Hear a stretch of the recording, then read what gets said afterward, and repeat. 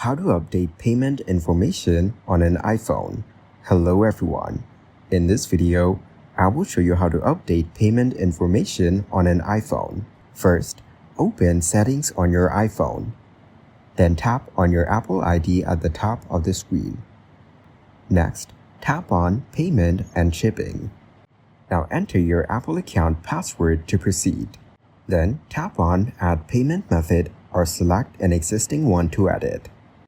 Here, you can update the card number, expiration date, and CVV. Once you've made the changes, tap Done to save your updated payment information. Thank you guys for watching this video. Hope you got some value.